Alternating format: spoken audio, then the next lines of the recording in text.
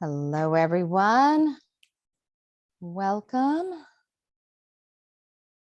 And to make sure that we can see as people are joining.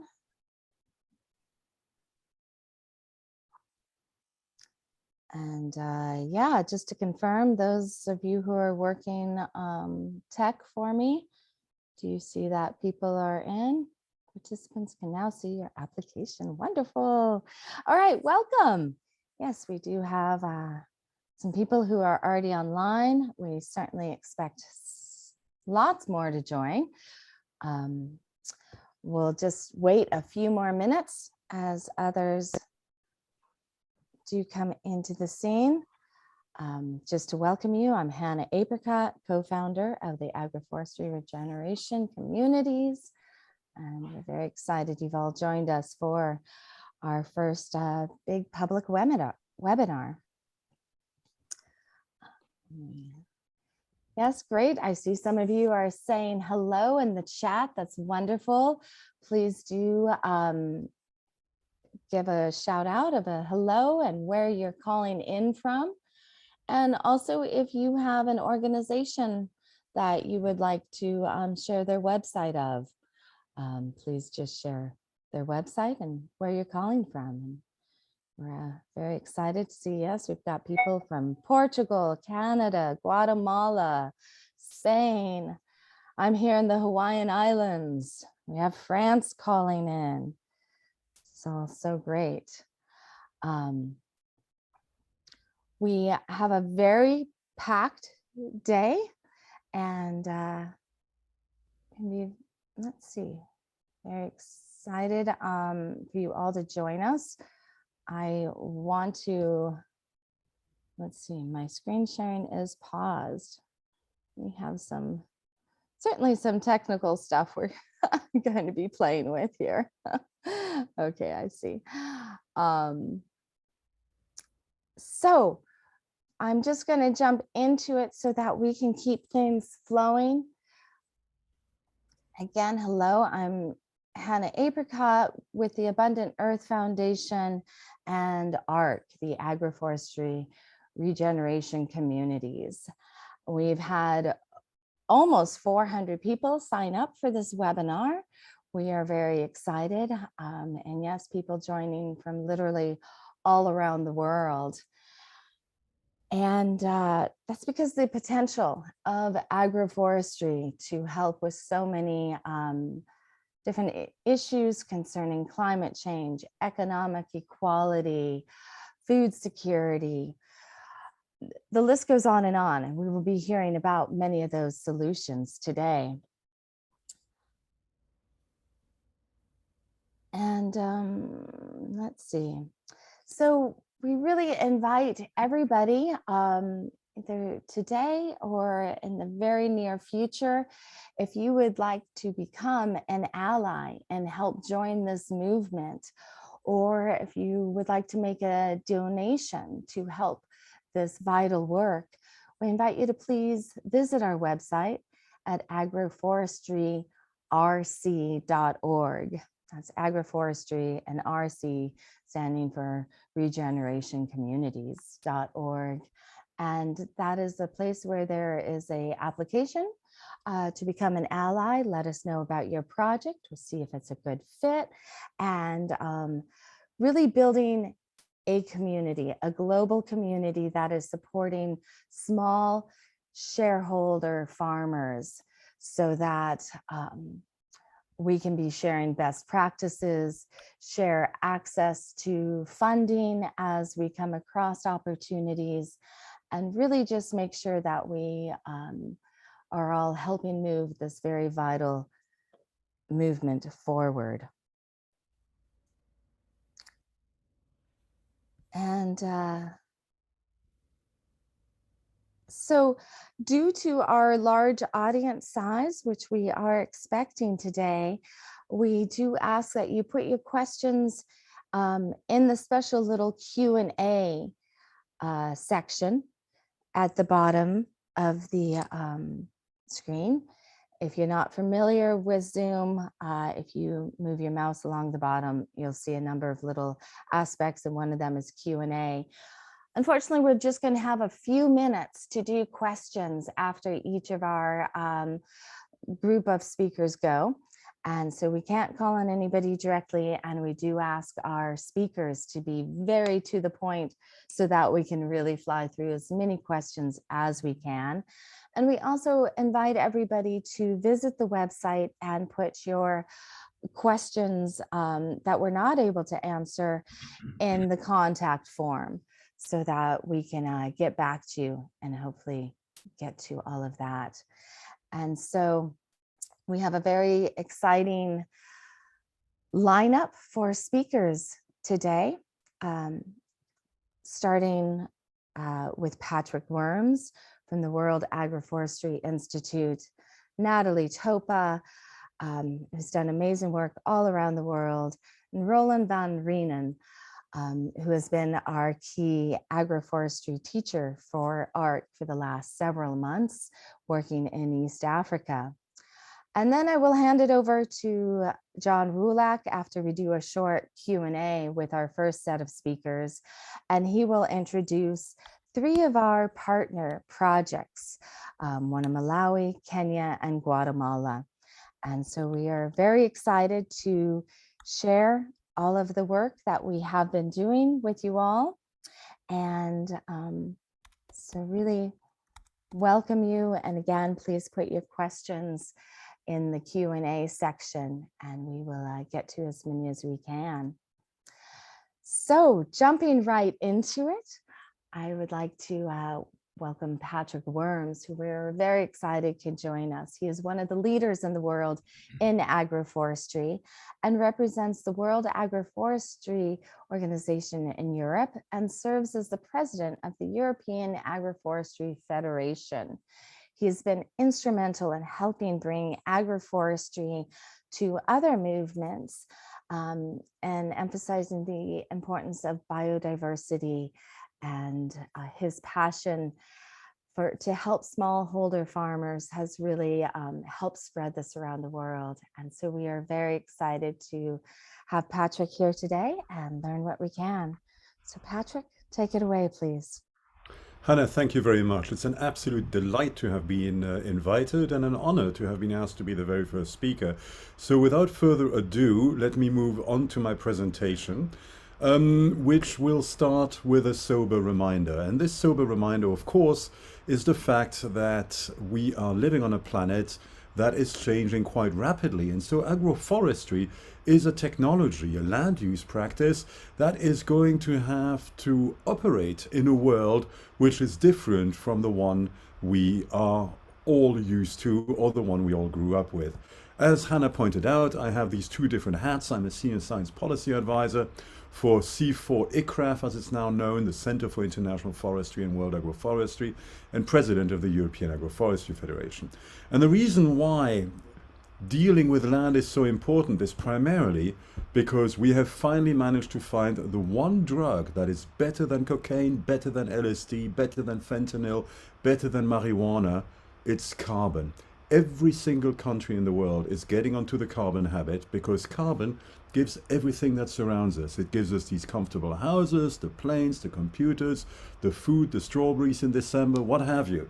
It gives you comfort, and comfort is something all humans yearn for. And so when you look at this chart, which is probably the scariest chart I ever saw in the Financial Times, you will see that it's not only the usual suspects, the big rich countries like the United States or the European countries on the left, that are rapidly increasing their carbon emissions, but also countries on the right that we normally never think of as potential carbon culprits. Countries like Myanmar or Bolivia or Malawi or Kenya.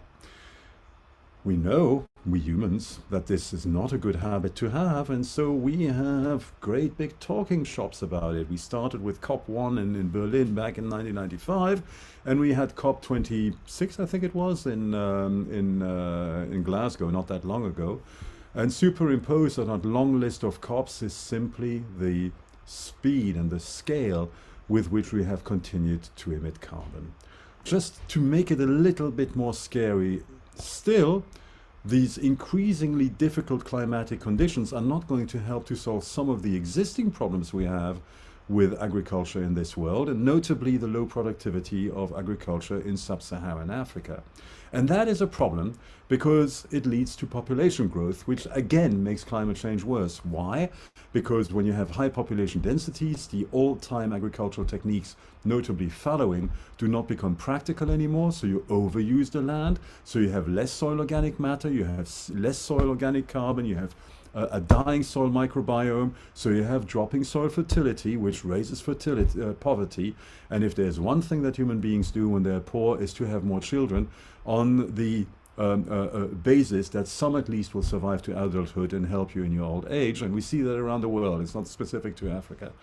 So all of these issues are a giant pile of steaming problems.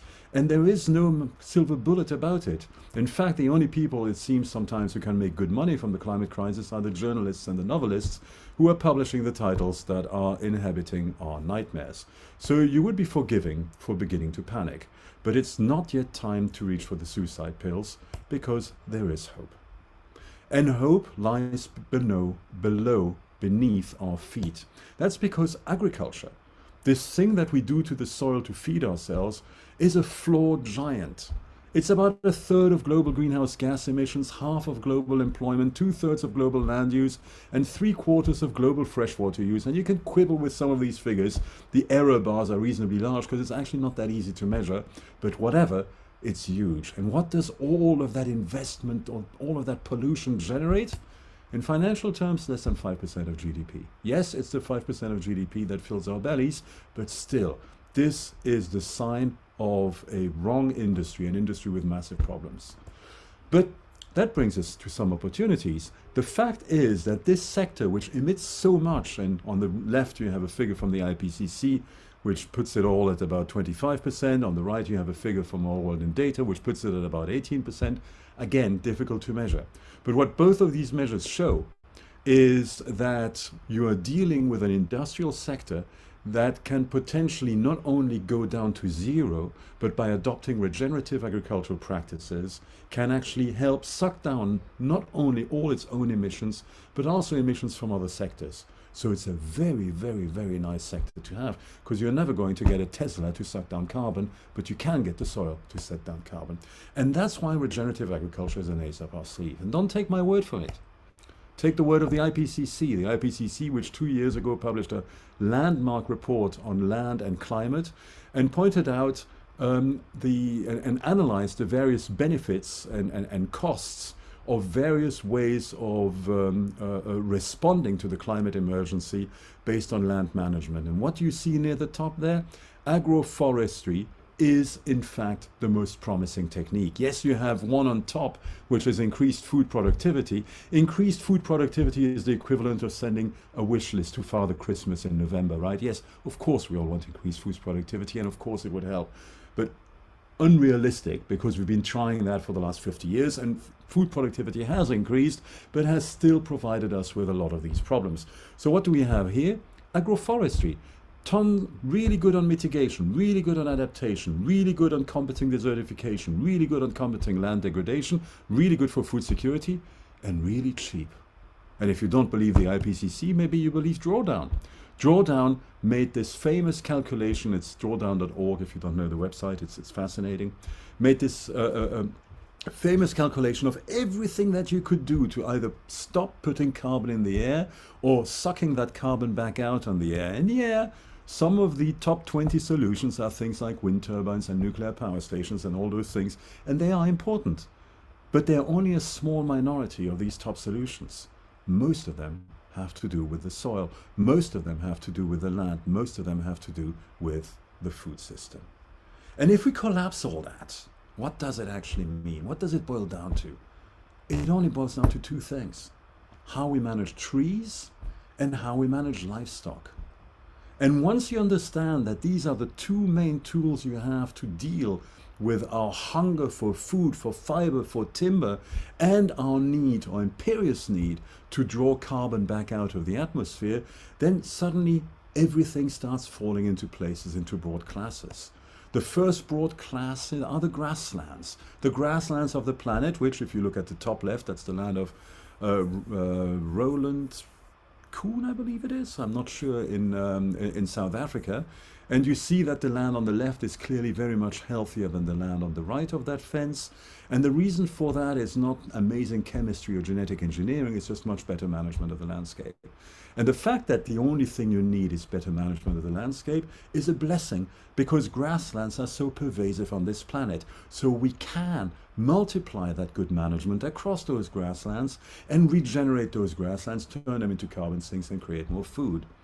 Now, moving away from grasslands, which tend to be areas that are pretty dry, to areas that have a bit more trees, you can end up with these so-called silvopastoral systems. From the top left, you have Poland, clockwise from the top left, you have a holistic grazing system in Poland, you have reindeer herding in Lapland, you have the Champ du Soir in Burkina Faso, and you have my favorite landscape of all, the Montados in Portugal. Favorite, why? Because let me tell you, the pig that comes, the ham that comes from these pata negra pigs is absolutely delicious with the champagne that is corked with the cork that's coming from these cork oaks.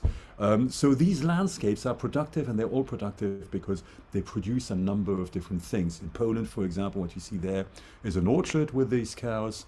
In Lapland, it's mostly the reindeer.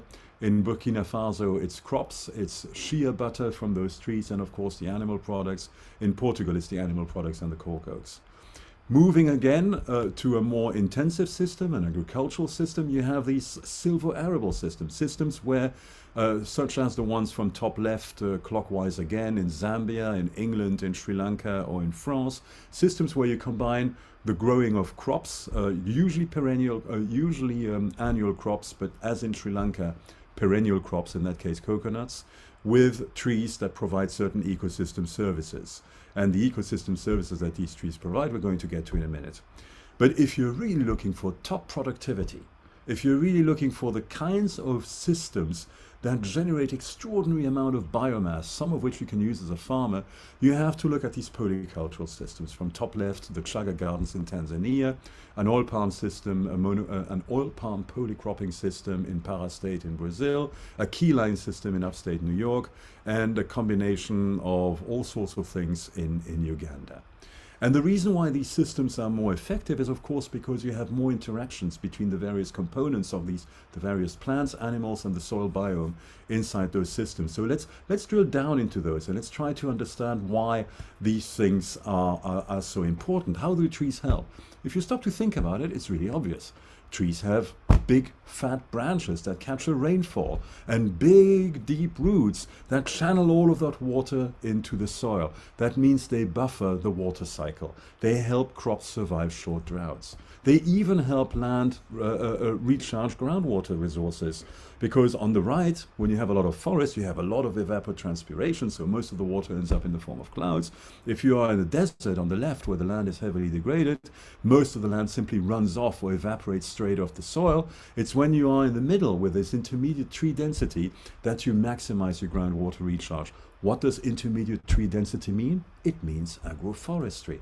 So and the same kind of thing applies to nutrients. Trees have deeper roots than crops. That means they pump up nutrients from soil horizons that crops cannot reach, and they make those nutrients available to these crops through leaf fall and litter fall. And that can be natural, as you have in the temperate zone, or in the tropical zone in syntropic agriculture, for example, you do chop and drop. And Roland, I love your t-shirt. You have a chop and drop t-shirt. It's the same principle. You can even use that to start dealing with some of the deleterious consequences of all these magic toys we have. One beautiful magic toy we have is fertilizer, but people have a habit of putting too much of it on their fields. It damages groundwaters, but if you have an agroforestry system, those tree roots under those will spread over those crop roots and will absorb some of that excess nitrogen and turn it into timber, into branches, and into leaves. And of course, depending on the species that you mix, you get all sorts of other services. For example, weeding, fertilizer, and pest control in this Italian olive system. The crops return the favor to the trees. If you look at these, this experiment, which is an experiment that was done in southwest France, what you see is diagrams that show you the density of rootlets measured in terms of meters of rootlets per cubic meter of soil per depth. Same species planted at the same time, walnut in both cases. And on the left, what you see is a forestry system, and you notice that most roots are close to the surface. Those of you who like to go walking on a weekend in a forest environment will certainly have stumbled over a root already, and that's because trees tend to send their roots sideways as quickly as they can, both for stability and to keep competition at bay. And so you have these systems where a lot of roots are close to the surface. In an agroforestry system, however, the roots will be encouraged to go much deeper simply because there's so much else going on the soil horizons near the surface. And that means that when you have a drought coming, let's say you have a drought, a pretty stiff drought, that's drying out the soil over the first meter. In a forestry system, your tree will basically stop growing. It will stop photosynthesizing, it'll just go into dormancy, it'll try to resist that drought in order to survive. In an agroforestry system, the tree is just going, ha ha, I don't care, most of my roots are deep down, I can continue to grow. And that's why in that experiment, you had the same density of woody biomass after 40 years, the same amount of wood you can sell, and walnut is valuable wood, in the agroforestry system as you did in the forestry system, even though in the agroforestry system only 20% of the land was occupied by the trees, the other 80% occupied by the crops. In poor environments... Patrick, I'm so sorry to interrupt, but we will need to wrap up as you're able to. I know, as you're able to here. All right, let me I haven't even talked about smallholders yet. That's terrible. Let me deal with 2 more slides and then I'll hand it over to the next one, all right? Thank you. I know, so much great information to share. So, the most important thing in poor environments is that trees provide help with a nutrition burden. And I'm just going to show you a picture taken in the village of Karawaski in Niger. As you can tell, it's bloody dry up there, and as you can tell, the millet didn't grow that year. But if you look at what's in the circle, these fruit, Bossia senegalensis, so Hansa, provides you with an enormous amount of nutrition if you harvest it. And here's an example of what that does. Millet, which is the usual crop in the region, will give you about 10% of protein, whereas Bossia will give you 20 to 25% of protein. Same with lots of micronutrients. And the picture on the left shows you what these different tree crops can give you in terms of micronutrients and in terms of macronutrients. They are a salvation for smallholders, especially if you add the impact of the fodder that trees provide to livestock. And with that, we have reached exactly half my presentations, and I'm happy to hand it over to the next one. Thank you. Thank you so much, Patrick. I'm so sorry to have to cut you off. But we will, of course, this is being recorded, and we will share this on our website at regenerationrc.org. And also that's an opportunity where people can ask further questions, and we'll have continued information from Patrick and all of the links to his efforts. So it gives me great honor to welcome our next speaker, who I had the pleasure of getting to hang out with a few years ago in England, as we were looking at how to bring this kind of work to more refugee camps. And Natalie Topa is an expert who has worked in Africa for the last 17 years in post-conflict recovery and forced displacement work with the people there. She is known around the world for her work in Africa and the Middle East, focusing on community-led interventions for regenerative and circular resilience for food, water, energy, soil, and seed security, all through the lens of active restoration of our agroecology systems. She does both large and small scale work focusing on water security and proper design. And we're very excited to learn what we can today from Natalie. So please, Natalie, take it away. Thank you so much, Hannah and John and Patrick and everyone involved in organizing this event. So my name is Natalie Topa, and as Hannah mentioned, I've been living here in East Africa for 17 years, working on all kinds of different things. And you know, when we talk about design and permaculture, it's systemic. And so I'm going to just walk us through a few slides. Let me go ahead and share my screen to show how, the different sort of things that I've been focusing on come together to support resilience in the context of forced displacement. Are you seeing my presentation now? Yes, we are. Okay, great. My goal is to beat Patrick and be on time. So thanks, Patrick. And this title slide here, when I was living and working in South Sudan in 2005 on post-war town planning and reconstruction, I was inspired by the place and the people, and I made this little poster. And when I was putting together the presentation, I thought, well, these are agroforestry products. And so I just wanted to show that that little piece of artwork that I did, because I think about the women and people who are in vulnerable communities throughout Africa who really rely so much on bush products and natural resources. So my name is Natalie Topa, and I'm going to talk a little bit about the work that I've been doing to support agroforestry and agroecology through passive water harvesting in the context of forced displacement, which is for refugees. When we talk about forced displacement, we're talking about refugees, internally displaced people, returnees, people who are coming home after displacement, as well as IDPs, I think I said IDPs, as well as host communities, right? So the people in the surrounding areas where refugees might be located outside of their home of origin. So as Hannah mentioned, I've been working and leading a lot of this work in the humanitarian context for years and at different scales. So really quickly, just even around the shelter itself, a refugee shelter, or in a very, very tiny small space system, we focus on sponge gardens. I use the term sponge because that's what Patrick was talking about, that leafy matter, that absorptive capacity in the landscape is what we're trying to design for. So we do that around the shelters. We also do that around the homesteads and compounds, even in our own compounds for NGOs and agencies in the field. So not only with our work with displacement, but even in our own operations. Then moving up into the sponge camp or sponge village scale. So looking at larger settlements, camps, and even urban spaces, how do we apply sponge thinking to that context? And then lastly, the landscape or subcatchment or watershed or micro watershed level. So we just want to spongify everything. Now, when we talk about resilience in forced displacement, that can be many, many different things. And I'm not talking specifically about the protection risks that people face. I'm talking about things like food security, soil security, seed, energy security, the security of having an intact social network within your community and the social capital you need to get to the next phase of whatever you're doing. Economic vitality and secure livelihoods, decentralization and releasing reliance on ex-regional, ex-national supply and value chains. So what does that mean?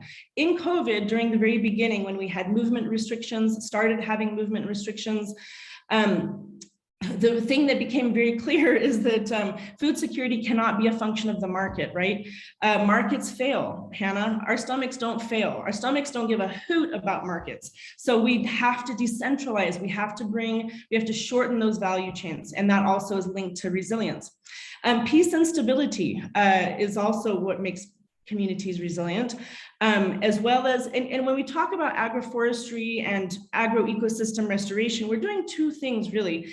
We are mitigating climate change because we are sequestering carbon, as Patrick walked us through a bit. We're also doing climate adaptation. We're supporting communities in their journey and also ensuring that it's on a foundation of traditional indigenous ecological knowledge that we bring into problem solving in every specific context. So all of these things can be supported through trees and agroforestry systems. Trees meet our needs for many different types of things, as Patrick talked about. I love the cork and pork. It makes me want to go to Portugal and have some porco. Food, fodder, and not just fodder for livestock, fodder for pollinators as well, right? There's lots of people flying around and stuff that need fodder, they need flowers. So when we talk about fodder, it's not only for ruminants and those people, but also for pollinators and the lesser remembered among us. So, fuel, obviously, and that can be the leaves, that can be sticks, that can be timber, there are many different opportunities to derive fuel products from trees, and some of them can be more sustainably done than others. Also fiber, textiles, building materials, crafts, everything that we might need, fiber is also provided through perennial tree systems. And then fertility, right? We have different kinds of trees, not only nitrogen that can support in that nutrient cycling, but there are others as well. So, you know, what happens is that when that ecological infrastructure starts to die and soils are no longer intact, we start to see that the soil, which is alive, becomes dirt, which is dead, and it starts to blow around into small dust devils now becoming, you know, or big dust devils are now becoming small tornadoes. Water is washed away in water events. And so we're starting to lose that structure of the soil that we rely on. And then what happens is that we start to have this domino of disasters, okay? The trees which lock in the soil and stabilize it and that structure are denuded and removed. And so water is no longer held in the landscape. And let me say a controversial thing about East Africa and the world. We're not lacking water in East Africa. Climate change is real and patterns are changing. We are seeing shifts. Water is coming too little, too late, too much, not enough, and it's becoming much more unpredictable. But that's not only because of climate change, that's in a big part due to the fact that the natural ecological infrastructure of landscapes can no longer hold, retain, absorb that water deep into the soils where it can recharge groundwater and feed life.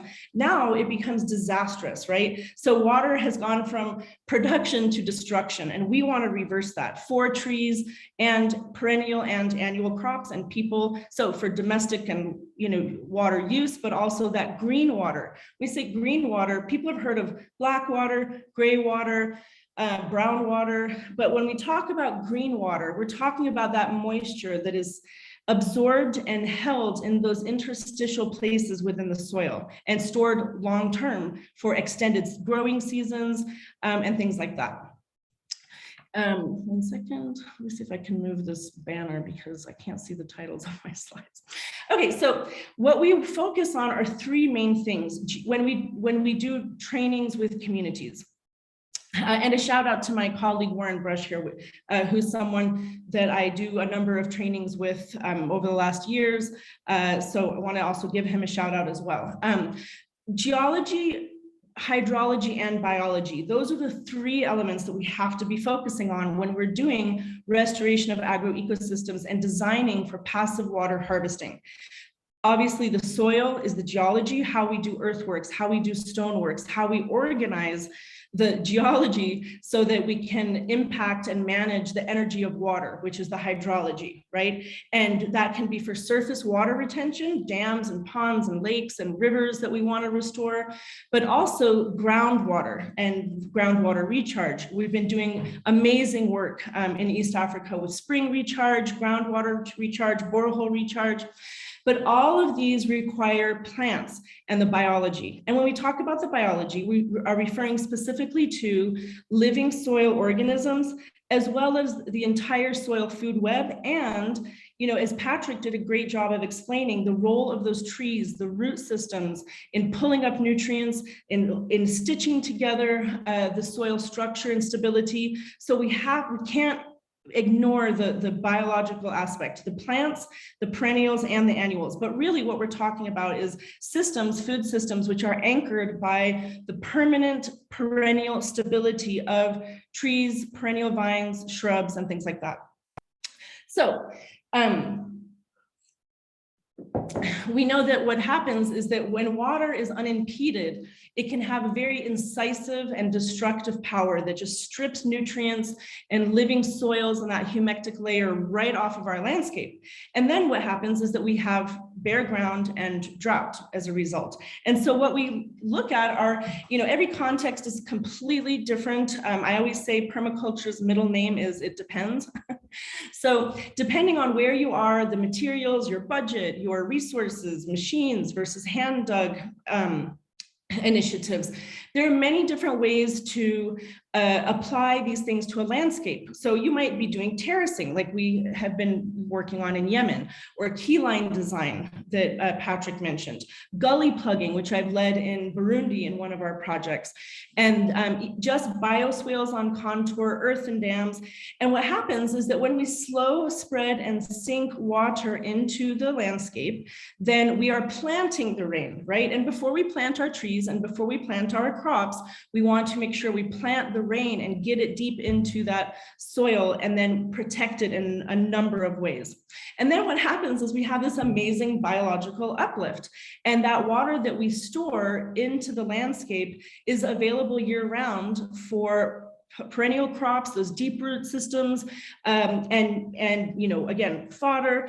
And I want also just to take a quick look at this picture. I think if you've heard me present before, you may have heard me say, you know, we don't mind bald men, but bald mountains are not okay. Okay, so in this picture here, you'll see that this mountain is forested. And what happens in many places around the world, you see that where the hilltops are denuded, that's really where you start to get majorly erosive and destructive power that can lead to flash floods and extreme water events.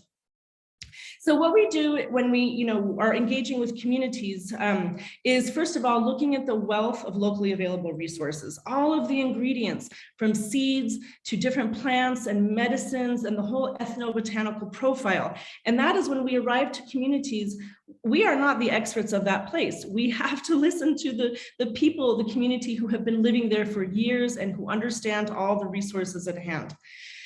For soil building, we only look at locally available resources, things that often people throw away or waste, thinking it's garbage. Some of these are materials that people burn. We don't need pesticides, we don't need fertilizers, we don't need artificial chemical poisons to build healthy, living, vital soils. We have to be returning organic matter into the soil and ensuring that water can absorb there for long-term hydration. We also work with communities to develop locally made survey tools. There are many different things you can use: bunyips, water levels. I have a laser level. But this is a very simple A-frame that many people who practice permaculture will recognize. And so this just helps to identify the natural contours and patterns of the land, so that we can see the perpendicular, you know, the perpendicular direction of the flow of water, so we can figure out how to slow it, stop it, spread it, sink it into the ground. The design aspect is something that I see a lot of people forget or neglect. Where does the west sun set? That is the hottest sun of the entire day. It is the most intense sun. So we always want to identify where is that hot side of a house or a farm or a garden, and where are the shady spots that create an enabling environment for baby trees and little tiny crops and delicate leafy green vegetables. Where's the flow of water coming? Is there flooding or collection point for water? Where's household gray water used? And so these are all the types of things that we want to be looking at when we're designing spaces large and small. So this was Regina's house, that previous one. This is Regina's house in northern Kenya. Oh, is that my flag to wrap it up? Yep. Yes. Okay, so here we are. This is just to show how we're harvesting that water and removing the flood risk from Regina's house, directing that water away, excess water, after it has soaked and filled up into the garden. Here, this is just an example of what I call a fill and spill circuit, where you can take water off of the road, flow it into contour-based design, and have a fill and spill circuit. So when one fills up, it spills to the next, to the next, to the next. But we're again creating a rich environment for these tree systems to survive. And these are low-cost, low-tech interventions. This is the farm of Denisa in Kibondo, and I'll just show you quickly. We designed the entire farm to be like a prison for water. All of those tree baskets have little tiny baby trees. In one rainy season, this is Denisa's house. This was during COVID. She had an explosion of green diversity and agrobiodiversity. And if you look here, you see in the background on the left side, there's that bald mountain. Within 1.5 years, she is living in a jungle of organic food abundance, okay? So, I mean, I'll wrap it up quickly, but here we are using design to mitigate flooding. This is a place where people had died in this valley, using trees and earthworks to passively harvest that water. We're reducing that flood energy. In Uganda, this is a before picture. We did a training and we are really aiming to look at how do we create a sponge camp. The community is assessing and analyzing water flow and nutrient flows. And then, you know, designed all of these different structures to make sure that we have the nutrient, the soil organic matter, and the water harvesting. And 3 weeks later, we have all of this growth. This is 6 weeks later. And then, you know, within 6 weeks, this is the before and after. So really remarkable. And this is free. We're just riding that moving bus, which is nature. This is, I think, the last slide at a village level in this, you know, what I call the sponge village, taking a community that was, you know, just being destroyed with drought and flood and major erosion and soil loss and biodiversity loss.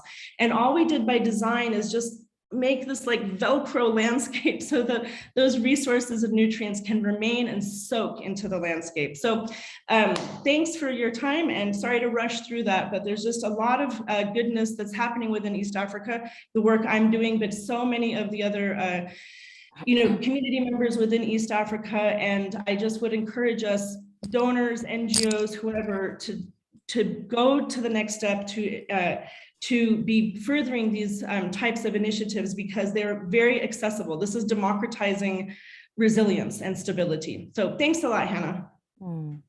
Beautiful. Thank you so much, Natalie. As always, just amazing information to share and inspire people with. So once again, sorry to cut you off, but thank you so much for sharing. And I see in the chat, there's lots of great information being shared there as well. And so if you would like to save the chat and all of this information, I recommend at the end of the webinar, so that you have it all, if you go to the lower right-hand corner down where you can enter also your statements, there's 3 little dots, and right there is a spot where you can download the chat. Really wonderful to see all of the resources being shared there right now. Before we go to our next speaker, I just really want to say how amazing it has been working with this very small team of ARC over the last really almost just 6 months. And in that time, we have trained over 500 people, specifically in East Africa, but even more throughout Guatemala. We've started over 800 food forests. There's been over 200,000 trees planted. And really, yeah, this is just in a matter of a few months. And we're really inviting everybody now to help scale this up, and so that we can help bring more knowledge and information and community support to your projects. And really, all of this would not have been possible without the amazing help of Christy Gilmore and Stella, who is our amazing representative in Kenya. And so I really want to give a great shout out to Stella and Christy, and thank you both for all of your dedicated work. And another reason this has been so successful is because of our lead teacher, who is going to be presenting next, Roland van Reenen, who teaches a specific type of agroforestry, which is called Syntropic agroforestry. Amazing way of really working with the brilliance of Mother Nature and empowering it so that we don't have to work as hard. And he specializes in arid climates so that it actually generates its moisture and helps cut down on the need to irrigate. And he brings his extensive knowledge from his work on the Caribbean island of Curacao, and has been over in East Africa now for the last several months, teaching throughout several countries through ARC. And I really encourage you to Google his name on YouTube to see his extensive library of very informational videos. So Roland, thank you so much for all of your work. He is in Kenya right now and just going to say a quick hello, and then we will go to share one of those videos with you. So Roland, if you would like to unmute yourself and say a few words, that would be wonderful. Hello everybody. Thank you, Hannah, for your nice introduction. Thank you, Patrick and Natalie, for your splendid informational talks. I'm Roland. As Hannah said, I live in Curaçao, specialize in arid climate zones, and I would love to help the community in Guatemala with my knowledge also, if possible, in the future, near future. But yeah, let us go to the slideshow, to the video. Don't waste no time. Hello, this is Roland van Reenen, and I made this recording for the webinar Agroforestry and Smallholders. And I made this in case of possibly power failures or internet interruptions. Okay, today I'm going to talk about Syntropic agroforestry. To understand more about Syntropic agroforestry, we have to know more about the meaning of syntropy. Syntropy means an accumulation of energy from simple to complex, and it's the opposite of entropy. Entropy is a state of disorder, confusion, or disorganization, or a gradual decline of energy. As you see on this slide, you see modern agriculture is moving towards the state of entropy, and Syntropic agroforestry is moving to the complex situation. The complex situation, accumulation of energy, as I stated already, abundance of energy, food, water, microbacteria and fungi life, photosynthesis, diversity, plants, in short, an abundance and accumulation of life. There's more energy generated than invested. So very important to know, we are moving towards a state of abundance, while normal conventional agriculture is moving backwards in time to the state of entropy, like a desert. You see there's a succession going on of ecosystems in time and space.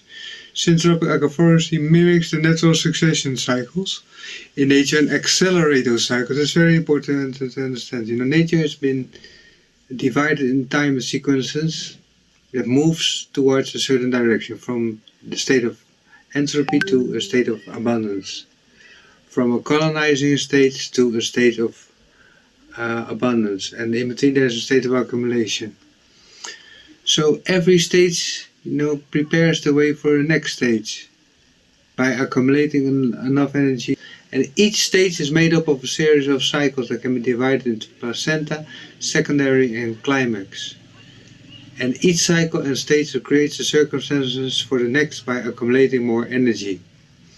A climax stage can create senescence and will be pushed into succession by natural disasters. You can think of storms, lightning, fire, floodings, earthquakes. And we do it in this case by pruning. But pruning is our controlled form of destruction that pushes the system into more abundance, that pushes the state system into the next phases. So we really skip a lot of phases by pruning. So what happened whenever a plant variety goes into senescence? Let's take grasses.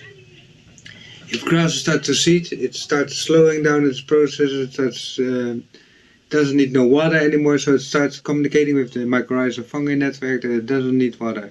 It's too bad for all the other plants. So you see, when the grass is aging and dying off, all the other plants are also going a little bit backwards in their development. And same happens with the biomass trees. If the biomass trees are slowing down, and then also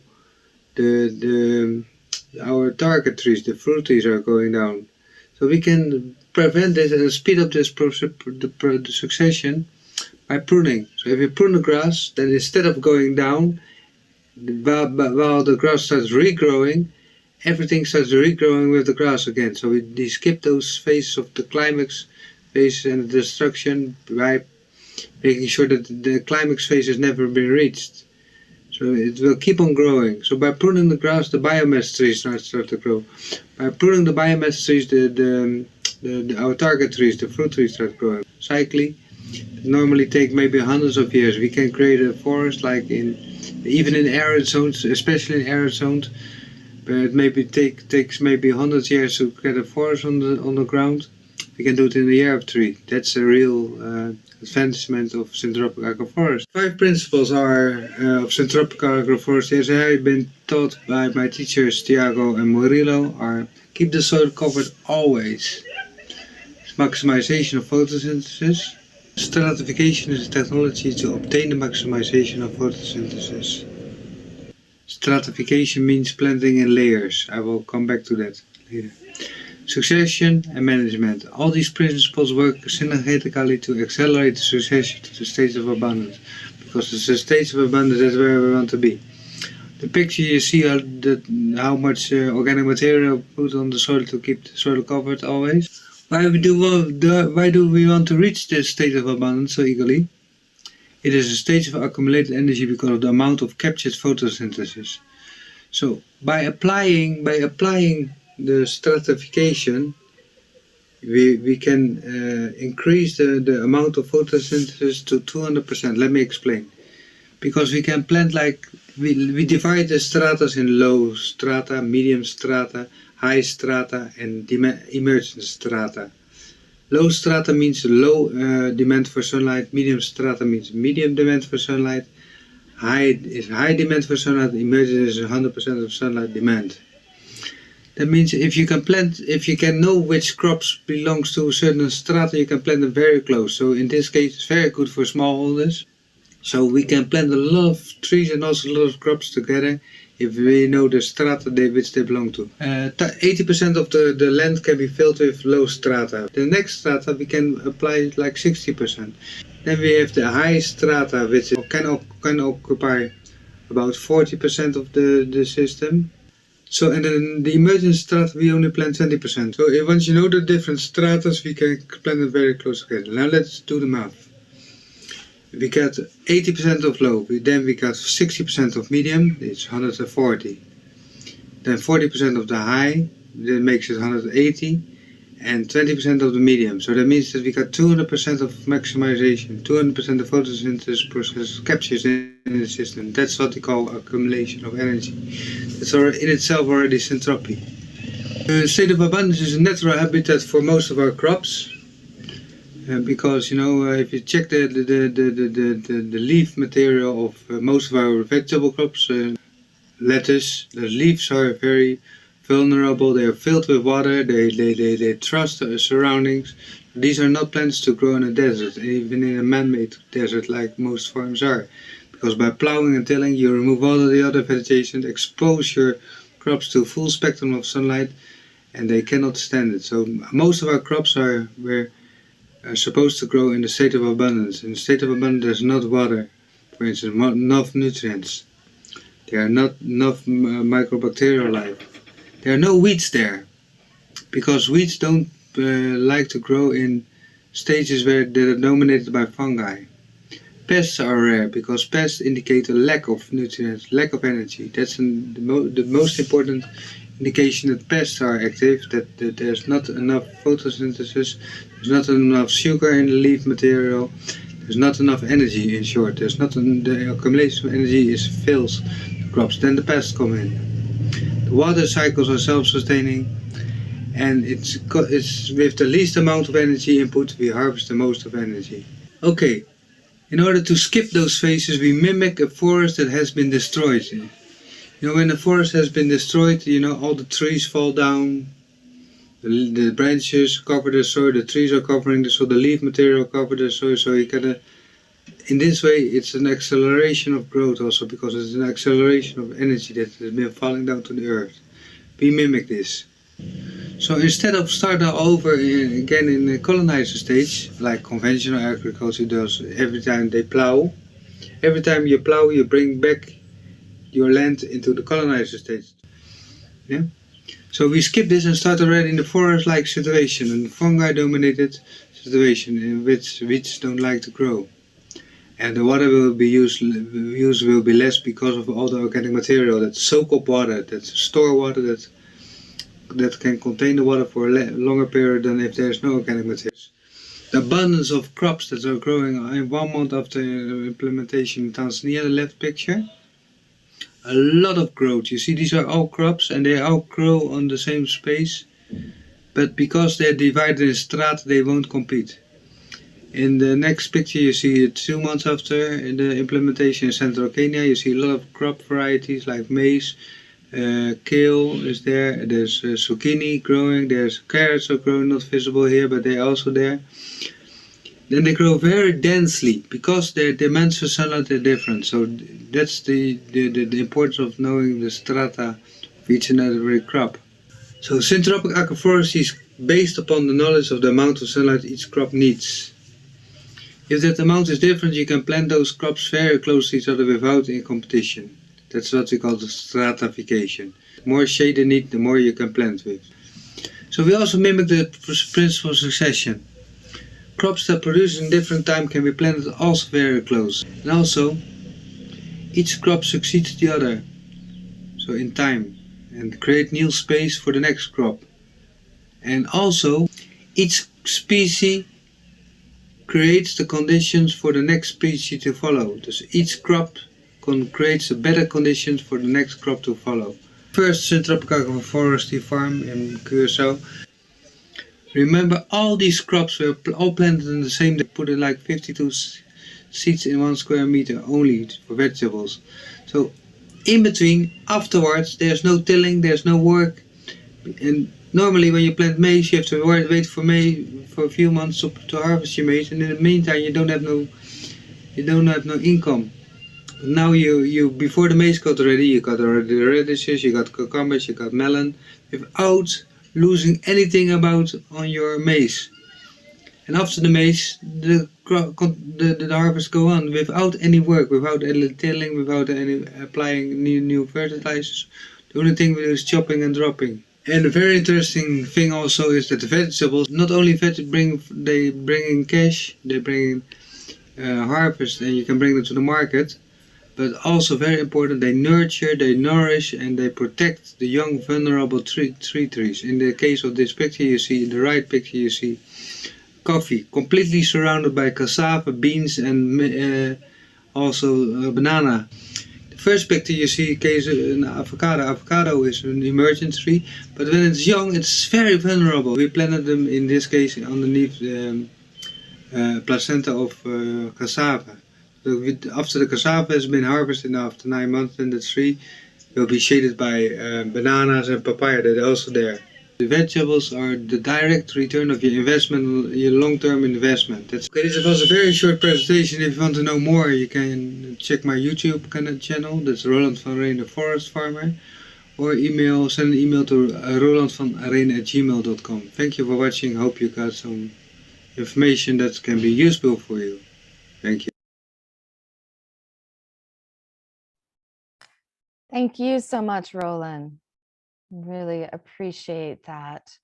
Great information. And again, yes, please check out Roland's YouTube video. We have posted that link in the chat, which apparently for some reason, I'm sorry, I guess attendees aren't able to download the chat.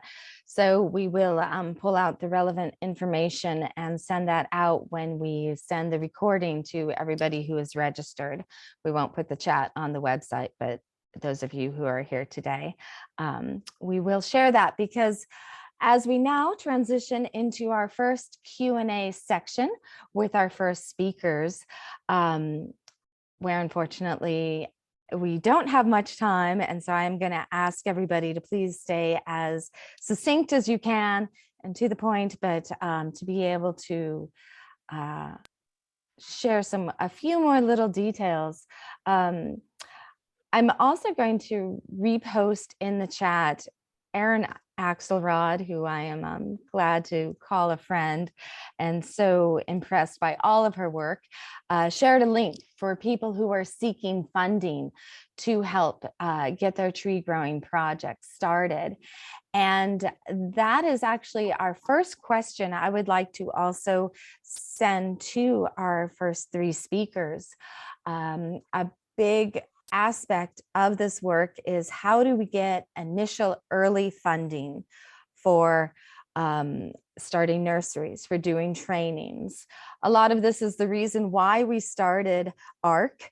And I would love to see if Patrick, Natalie, or Roland, if you have some ideas of how we can spread this by creating more funding opportunities for the small shareholders. And as we do that, please check out the poll. We have a couple of polls to just learn a little bit more about who's on here and how we can help spread this word more by how did you learn about this webinar?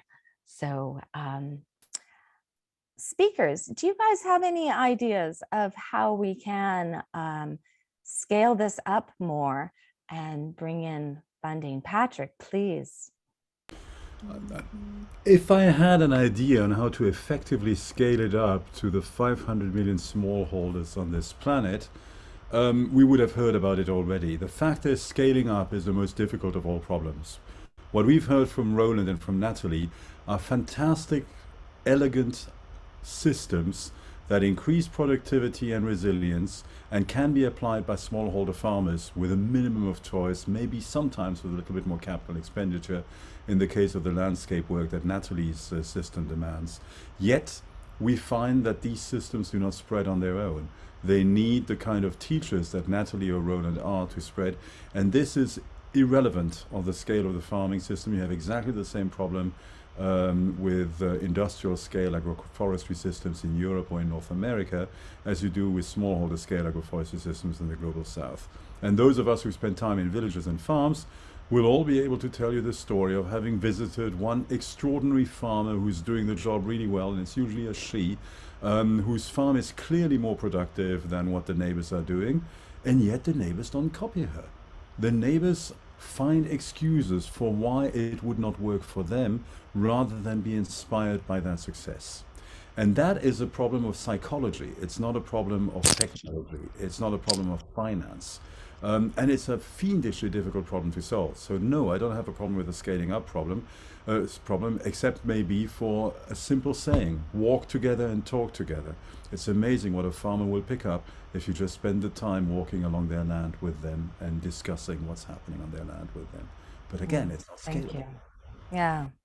Natalie, you've done a lot of work with different NGOs, especially with the Dutch refugee camp. Well, for other people, what are your thoughts? Yeah, I mean, it's a tough question because smallholder farmers want to know, right?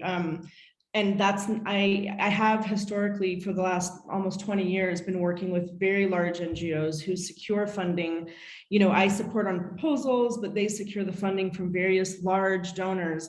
So I am not well positioned to say where to find funding for this. But what I will say is that in the humanitarian and NGO sectors, whether you're dealing with disaster recovery and humanitarian work and development, huge amounts of money are wasted, huge, millions of dollars, you know, and that's partially why I've become so passionate about this approach, because it's low tech, low cost, process based, right? The knowledge is the main input. So I think that if I were a smallholder farmer, the number one thing that I would do is to make sure that I can demonstrate that I am accountable with other people's money.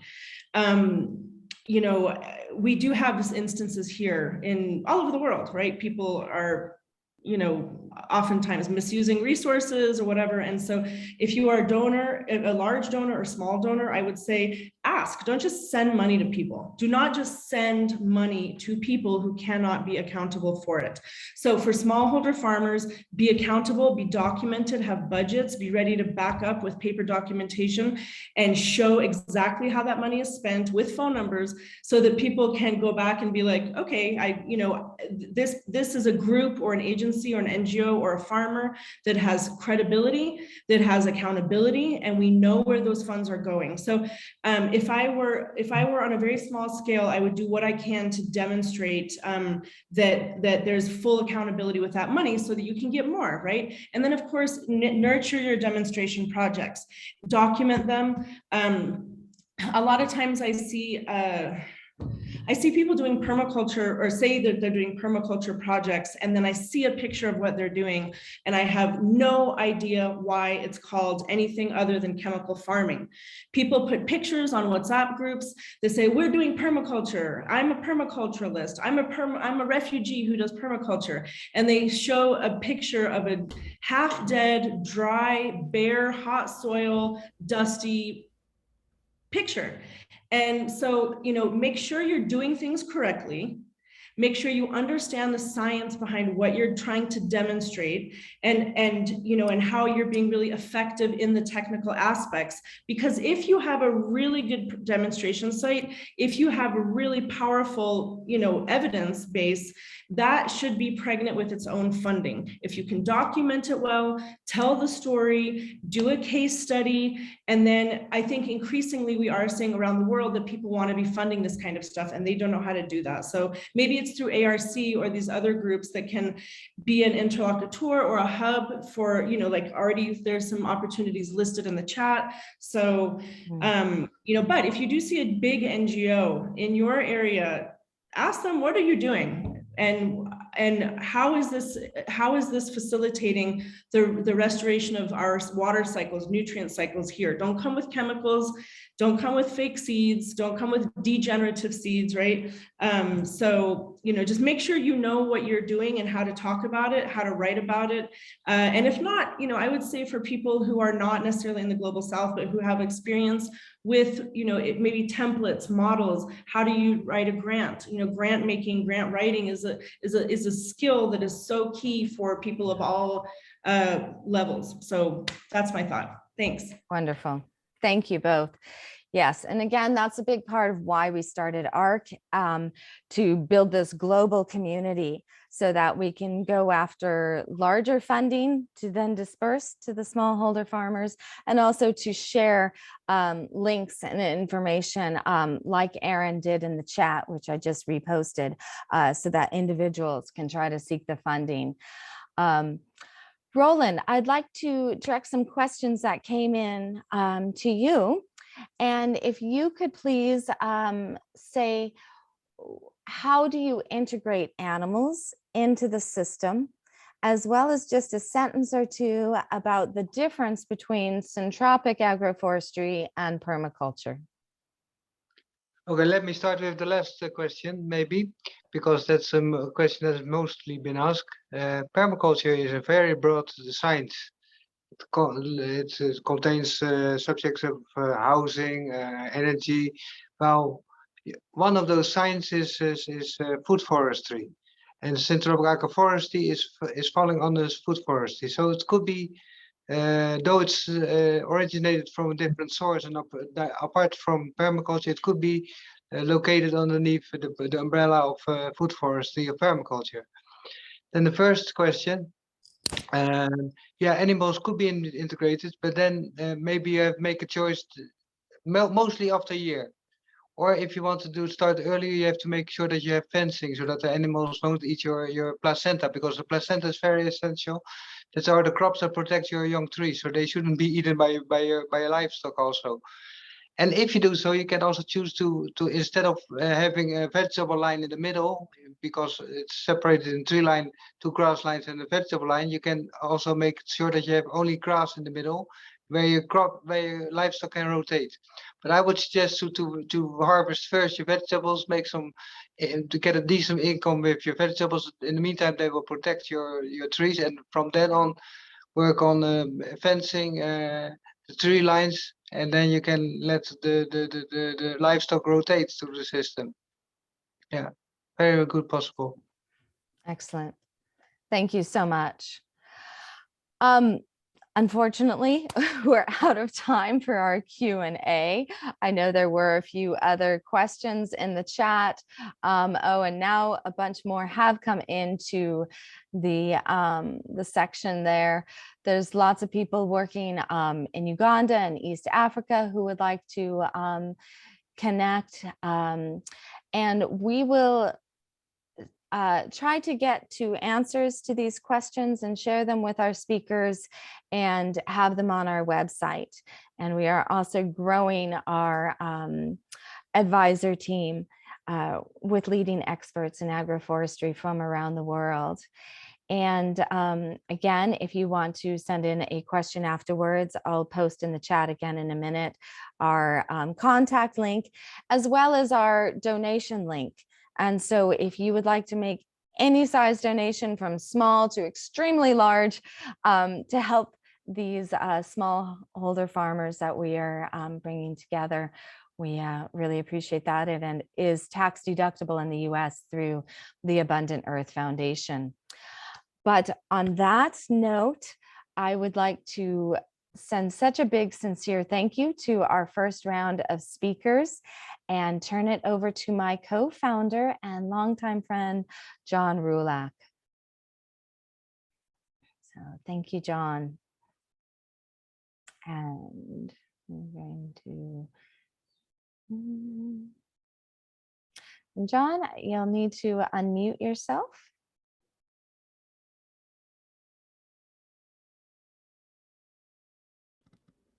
Hi, I'm having a little internet issues, but hopefully you can hear me okay. Yes, we do now. Thank you. Excellent. Good. Well, great presentations, very inspiring. And along with Hannah, I co-founder of ARC, and really appreciate all the people attending today. Just a little background about me. I founded a company called Nativa back in 1999 with the mission to revolutionize the way the world eats. We specialize in organic hemp, coconut, chia, and red palm oils. As part of the things we've done to work with trees, we helped our smallholder farmers in Philippines with 100,000 coconut seedlings, and where we're based in Richmond, California, we put in a food forest at every public school, 26 schools there in the community. I've been active in the environmental field for multiple decades. Also recently produced the film Kiss the Ground on regenerative agriculture. If you haven't seen it, it's available on Netflix and Vimeo. Also, some of the organizations I founded, Forest Forever, back in the late 80s to protect California's majestic redwood forests. And also Great Plains Regeneration, working with farmers and ranchers in the middle of the United States, and most recently ARC. Here's where some of our current projects are in Guatemala, and today we're going to hear from several of our community projects, and also in East Africa as well. So our focus at ARC is really the smallholder farmer, not on the larger agroforestry projects. So really the smallholder farmer, which is often neglected. And as we know, the majority of food produced in the world is by smallholders. So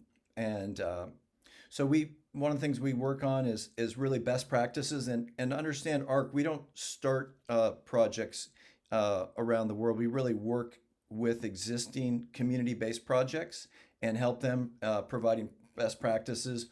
You know, what people might be doing in Guatemala would have people in Malawi, for instance, could learn, and then they could learn from people in Tanzania, et cetera. So some good pollination, and we've found that's been very helpful. Also working in value-added products, and some of the farmers growing. For instance, in Guatemala, you'll find out where they're growing cane sugar and converting that into making kombucha drinks. Also been helping on the funding, and recently was able to secure $400,000 from One Tree Planted for contour lines, which you'll be learning more about from Sean later. And we're also exploring carbon markets. We think that this nature-based solutions is going to be funded through carbon markets, many of us have concerns and issues about the concept of carbon markets, but it is an area there that we're exploring. As we've learned today, agroforestry mimics natural systems. Really, really great to hear all the presentations. So and really that's what we're really wanting to support is communities and small farmers who mimic nature and producing more abundance in their farms and for their communities. And as we're accelerating these food forests in Guatemala and East Africa, and those where we currently have projects, we're getting requests to expand that. But right now we're staying focused in the areas where we have current projects, and these are some of our areas of focus around soil health, around regenerative ag, permaculture, syntropic agroforestry, which Roland recently just had an excellent video on. Women empowerment, indigenous wisdom, and food resilience. One thing I want to say, we've noticed our projects that focus on women empowerment do much better, and that's a real key in terms of success in building more resilient systems. As these regenerative farming communities really are changing how food is grown and converting sometimes what are just growing, like for instance maize, able to grow in putting in various tree crops, growing alley crops, row crops, ginger, turmeric, cassava, and we find that when farmers and communities have more abundance and food security, they're less interested in leaving their region and going to other countries. So it can reduce some of the migration issues and create more local abundance.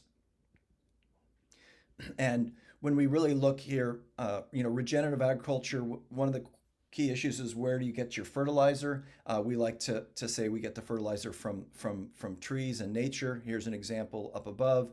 And then what the more industrial agriculture, sometimes also now referred to as climate smart agriculture. I don't know how smart it is, but it relies on synthetic fertilizers, which NOx emissions are 300 times more or worse than CO2. So really relying on nature and reducing the needs for synthetic fertilizers is an important for combating climate change, and also part of what we're working to do and relying more on nature. So let's regenerate our farms, let's regenerate our communities, and let's regenerate the planet. It's so exciting to see all the different people from all over the world on the chat. Our next we have 3 presentations, community projects from around the world. And the first one is from Mr. Biswick, Permaculture Paradise Institute in Malawi. Please take it away. Thank you for presenting today.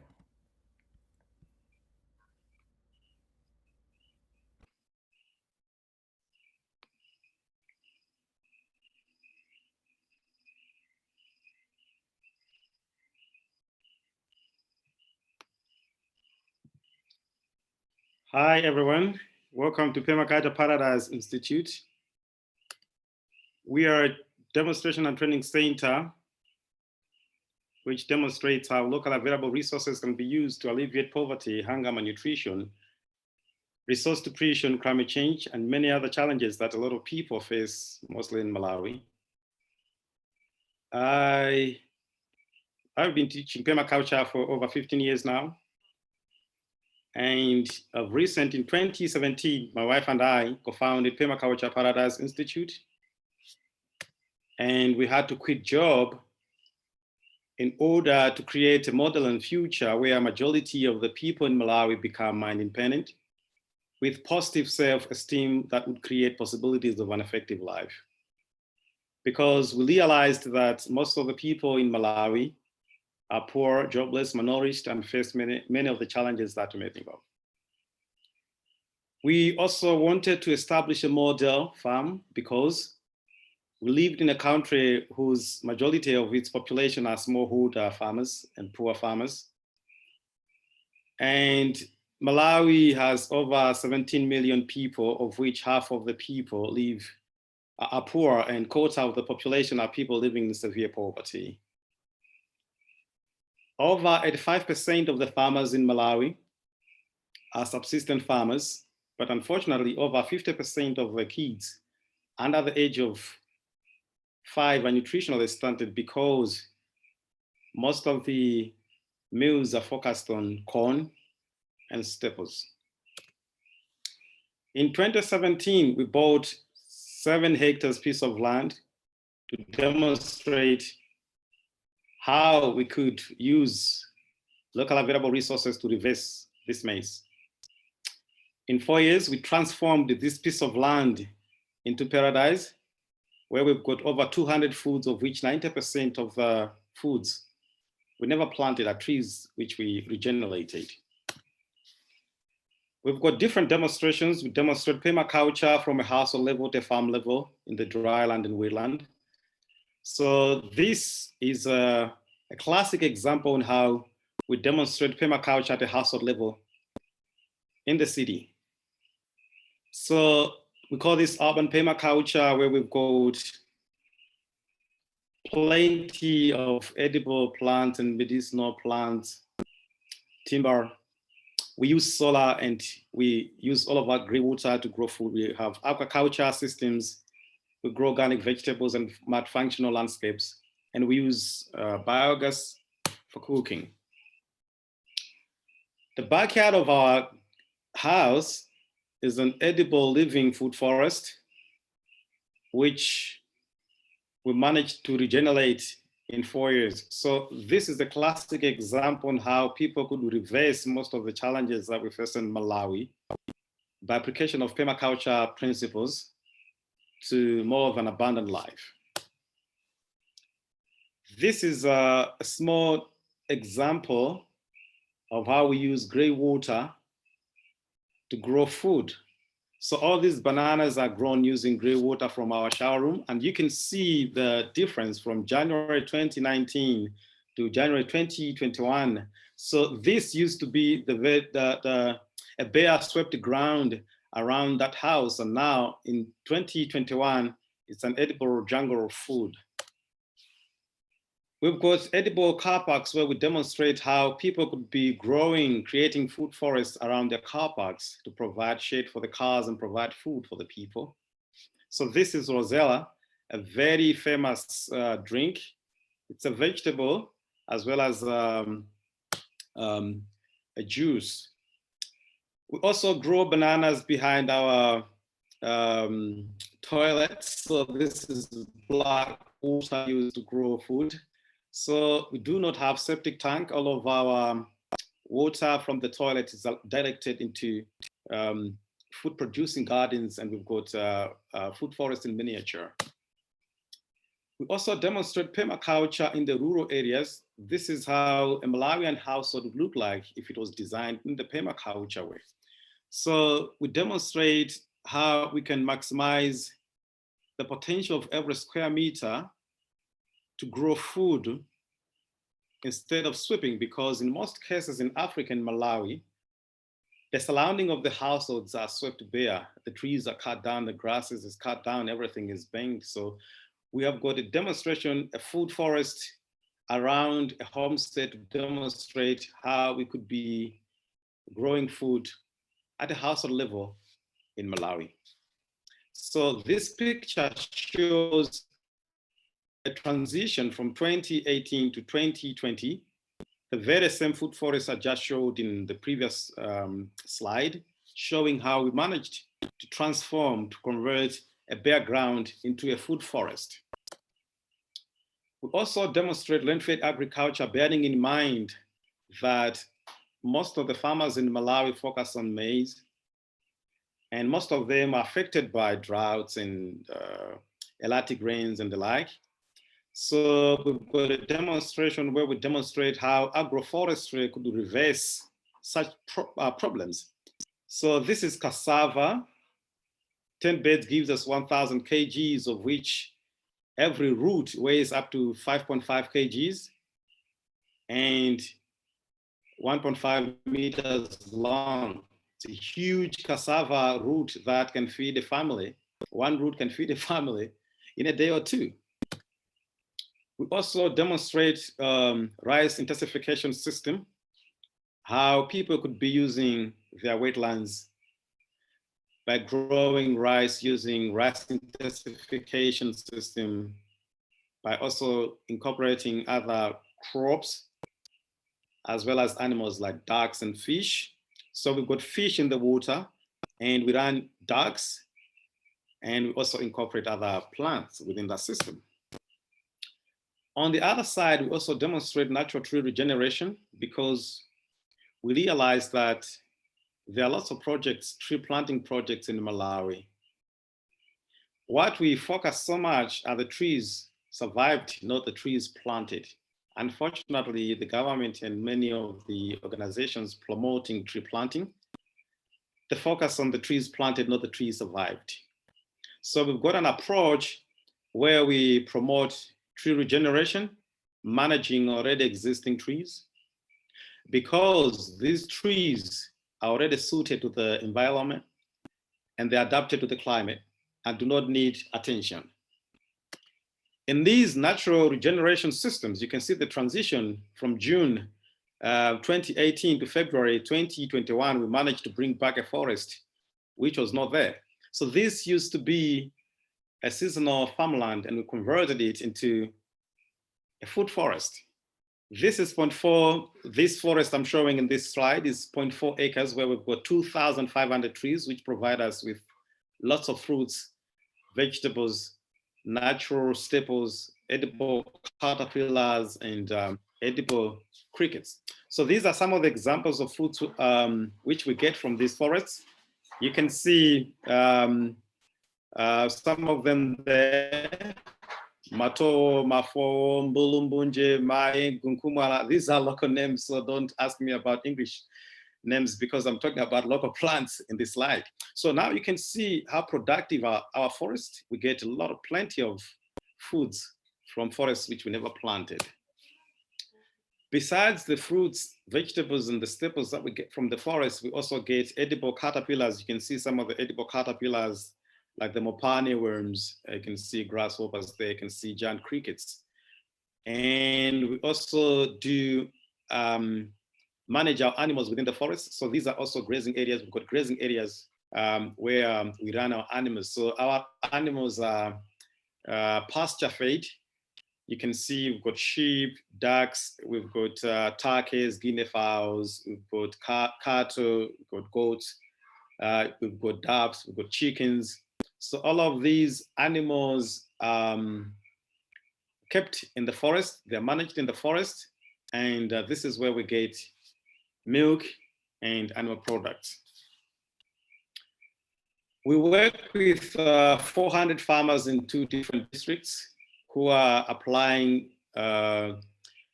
some of the activities that we are demonstrating at Permaculture Paradise Institute. We started working with these farmers 2 years ago. We provide them with training and starter pack tools, such as wheelbarrows. We also give them tree seedlings, as well as seeds, vegetable seeds, staples, and animals. So for the animals, we give them rabbits, because rabbits are very prolific and easy to keep, easy to manage, and we can easily feed rabbits from harvest from the food forest. So some of the trees that we are promoting in the agroforestry practices are harvested, and that's fodder for the animals which we provide to our farmers. So these are some of the tree seedlings which we give to the farmers. In those other photos, you can see tree nurseries established by these farmers. So besides giving them tree seedlings for free to plant, we also support them to establish their own. So far, we've planted 4,000 trees, and each farmer has planted 1,000 in their homesteads as well as in their fields. This is one of the famous Lucina tree, which is highly promoted in Malawi, which can be used as animal food as well as food for people. So Lucina is a nitrogen fixer, drops biomass for the soil as well as provide feed for the people. The small pods are edible, and others also roast the seeds as coffee. So it's feed for animals as well as food for people, and is one of the agroforestry, highly promoted agroforestry trees, and one of the trees which is a very fast growing tree. So I thank you so much for listening to this presentation. I was given very, very limited time to present, but I hope that you got a little something from the presentation. Thank you so much.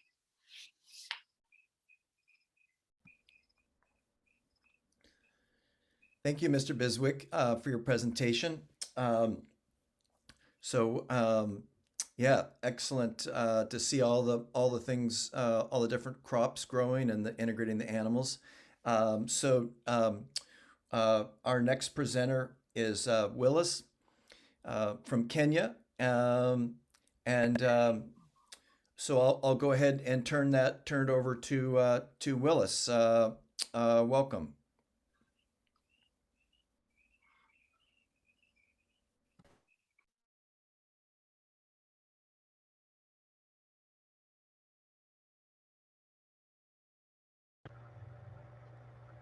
Willis, can you hear us here? Yes. Okay. Take it away. We can hear you. Maybe speak a little louder. We can see you there. Great. Yes. Good evening, everyone. I'm Willis Orum from Rusinga Island in Kenya. Initially, I was living in the capital of Nairobi, but moved back to Rusinga Island, where we started a project that is currently very, very fresh. We started just in 2021. And when we started, we moved in with Roland, and we did our first training in Rusinga. In Rusinga, we are surrounded with water, but the island is very dry. Most of local farmers depend on rain, and all their farming they do by rain. And you'll find most of the time there's no good harvest. So we opted in to try new things, which Roland really helped. We started a Syntropic Agroforestry Center in Rusinga, which within 2 months did very well. Within 2 months, we were harvesting cucumber, we were harvesting kales, we were harvesting collard, we were harvesting so many things that was an eye opener to the community. We held our first training which we welcomed communities from outside the island, as well as we got everyone from the community that were interested in learning. What we did is we didn't force anybody to come in, but we attracted them by what they saw that was happening. In a very few time, we had the harvest, and after a few days, a few months, we held a TOT training that we also wanted to work with other communities and other groups that already is a success. We have managed to get 27 TOT students that are working with us. And in the span of last year, we have managed to teach 205 students. And the 205 students, 50% are women. And 10% are youth. Some are still in school, some are just in the community. And this was some kind of giving away on how to help them get the day-to-day life income. Currently, we are working on a tree nursery project that has already started, and we have two centers, one in Rusinga Island and the other one is in Saya County, just the next county after our county. But we are still working, we are planning to work with more people and more groups. Already we have managed to get over 50,000 tree seedlings that we are planning to give out. And the tree seedlings will be giving them out after training on regenerative farming. We'll not just only be giving trees. We want to be giving trees and also teaching them on how to manage the trees. It's not just a matter of plant and grow. We have to be, also teach them on how to nurture the trees. And through Syntropic agroforestry, we try to mimic everything and get everything to work together.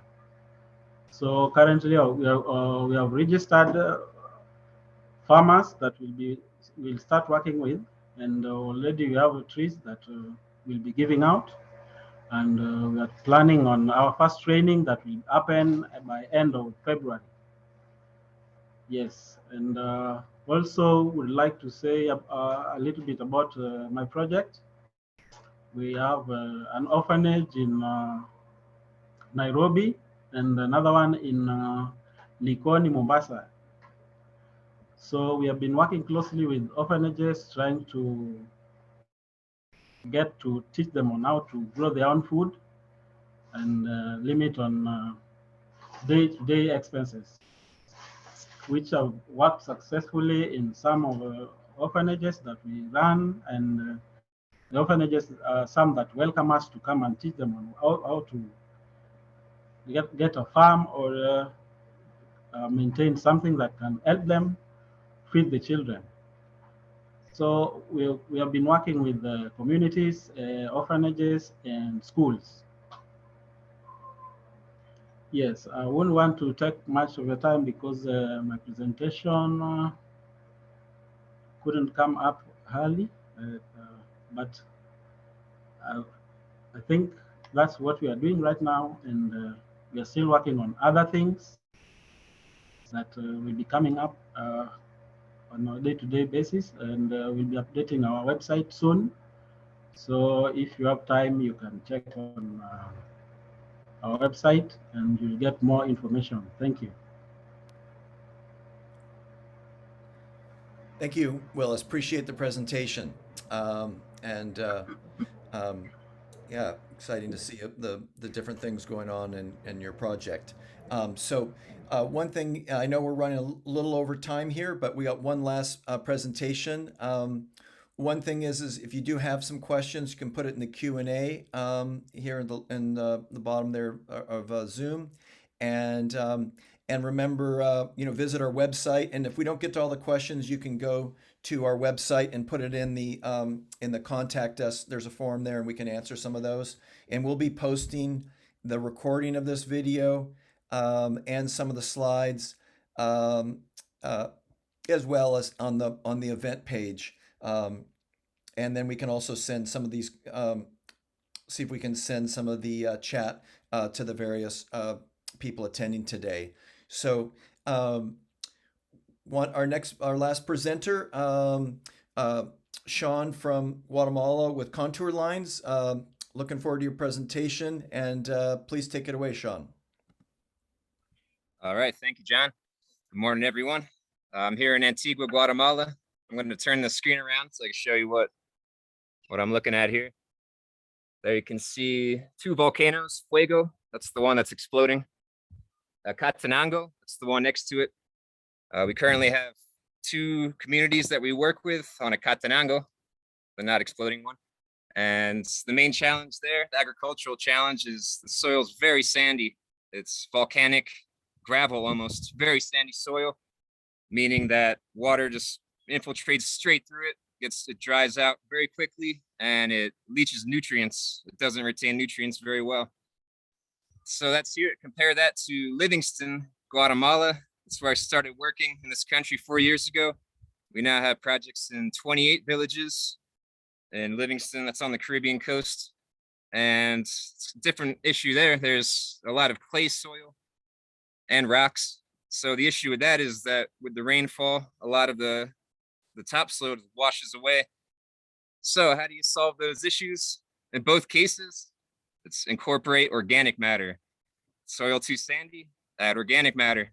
Too much clay, add organic matter. That solves everything. It reduces plagues, less pesticide needs. It, of course, increases fertility, nutrient cycling, absorbs water, carbon sequestration. That's the great solution there. So that's why we are contour lines.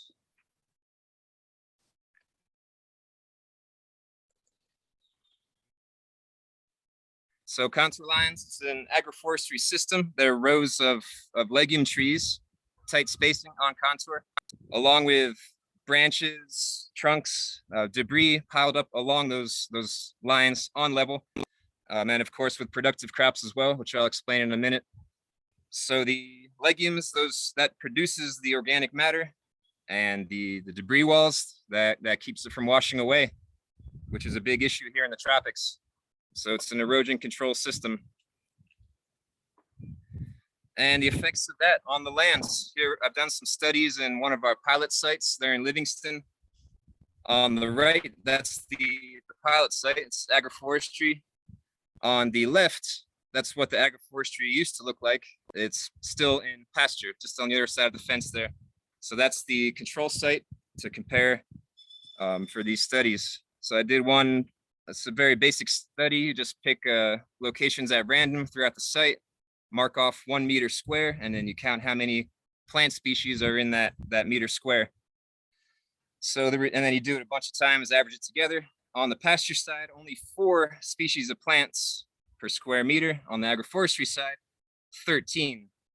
So that's a 325% increase in plant biodiversity. Another simple study, a horizon depth, you just dig down and measure how deep is that darker layer with organic matter.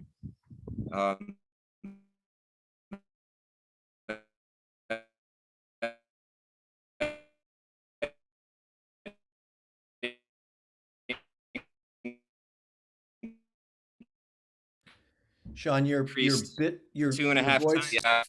And so past, just knows your sorry? voice is going in and out a little, so your internet connection is a little challenged, but we can hear mostly, but that we, just to let you know that. all right, let me try to connection.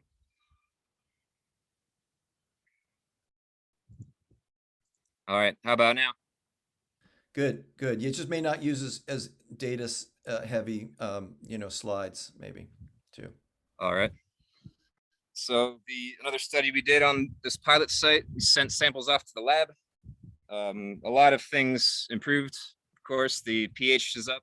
Pretty much all the nutrients are up. The biggest thing that I saw was the soil organic matter. On the pasture side, 4 or 5% soil organic matter. On the agroforestry, between 8. So between the lines where we have the annual crops, and we also had fertilizer bean, the mucuna, for about a season. So in between the lines, about 8% soil organic matter, doubled. And along the lines where all that debris is piled up and all the soil accumulates, almost 13%. So triple soil organic matter. So contour lines, simplicity, that's the key to our work. Contour lines is one method. The results are measurable literally in meters or feet for my gringo friends. It's one method, very simple to establish those same stakes that we use to mark the line as we're going through with the A level to mark. They're species of trees that grow from those stakes. So those same stakes we measure with become the line of living legume trees. It's one method that transitions the lands. Once a smallholder commits their land to these projects, they're essentially transitioning it out of slash and burn, which most of them have been, into these agroforestry systems. They're more or less permanent systems that won't be burned, there won't be any more chemicals because of the crops they have there. That's assuming that the participants see the value and continue maintaining these sites, which we have strategies for. And it's one method which forms the backbone of a diverse, climate resilient, perennial system, productive system that is contour lines. So let's take a closer look. I got some videos here. Let's see if the connection's good enough. So there's a system. We got the legumes on contour, the barrier doing its job, and a row of pineapple. Here we have platano or plantain below the line of legumes. We also do cassava, taro, sugar cane, as John mentions. This gentleman here has corn. We time the planting to coincide with the corn seasons. We do vines that grow up.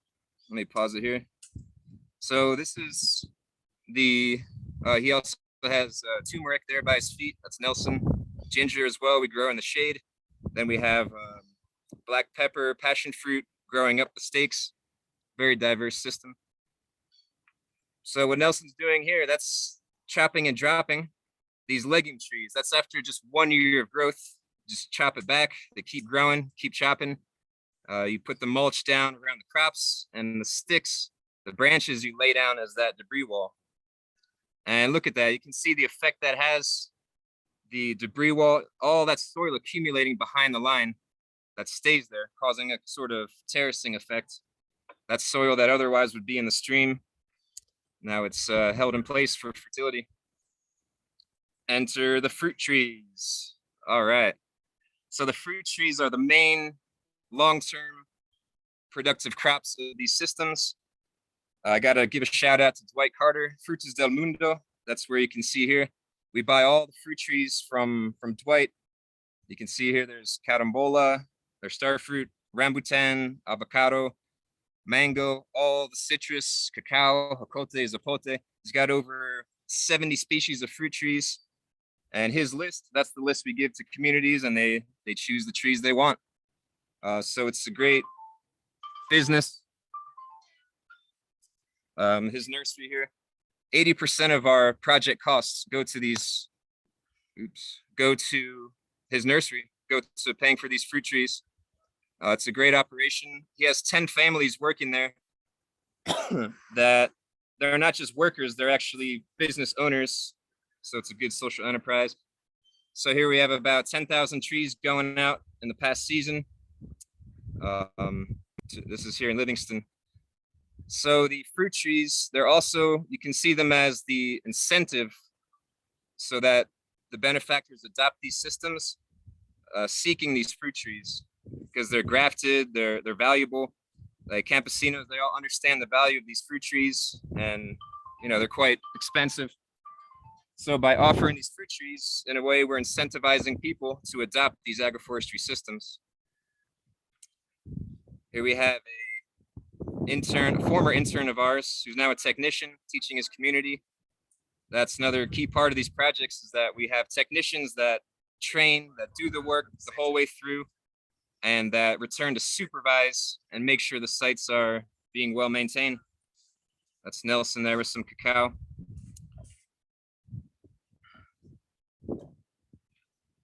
So as I said, our main goal is soil conservation. That's what we focus on. And that's one way to avoid the issue of white saviorism. Sure, there's all the social economic benefits, like it brings income, food security, improved nutrition, reduces migration, employment, all that good stuff, all the socioeconomic benefits. But our focus is on soil conservation. That's my focus personally. And that's how we present these projects to the communities. So we are not a charity. Literally, we're a 501c3 private foundation, not a public charity. So we do not give charity to the poor. We do work grants with farmers, and that's key. It sounds like semantics, but no, it totally changes the way these projects are accepted by communities. That's how we enter into agreements with each benefactor. You can see in the middle photo there, they're reading the contract that we sign. The first and third photos, those are our technicians supervising the sites, making sure that the required methods are being implemented according to the contract. So it's a strict agreement, it's a grant. And that's also how we avoid the issue of paternalism, which is the main problem, I'd say, historically with development work, and why, unfortunately, most of it has failed historically. 2 Ears of Corn by Roland Bunch. Read that book. You have to read that book. If you're doing this kind of work and you haven't read it, go home. Seriously, because you're probably doing more harm than good. The communities actually where we struggle the most are the communities, kind of the larger ones where most nonprofits have been in the past, and you can see the results. Where we do the best is the more remote communities that haven't, been spoiled by nonprofits in the past. So, Hey, Sean, can you, yes. this is good. Can you wrap up here? Sure, let me just share the map, show you where we work, and that's about it.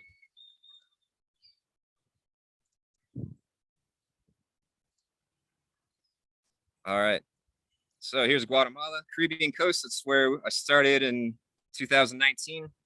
By that year, we had the pilot site and our first projects in Tatine Village. I want to give a shout out to anyone engaged in the issue of land redistribution. I think that's kind of the unsung hero of development work right there. I know USAID has been financing organizations that do that here. Most of the communities we work with have benefited from that, or are still in the process of benefiting from that. And without that, without smallholders on the lands, you can't accelerate smallholder agroforestry. So that's allowed us to do our work. Here's what catchy people look like from space, slash and burn, rotations. Here's Tatine, where we started. I want to show you real quick. This imagery from Google is kind of old. It's 2020, August. But you can see in this area, at that time we had 4 projects right here. You can see the contour lines. But yeah, so I want to show you our expansion. We started there, 2019. All along the way, learning through mistakes and through Roland Bunch's book, how to improve our models. By December of that year, we expanded to 3 more communities. December 2020, we were into about 15 communities in the area.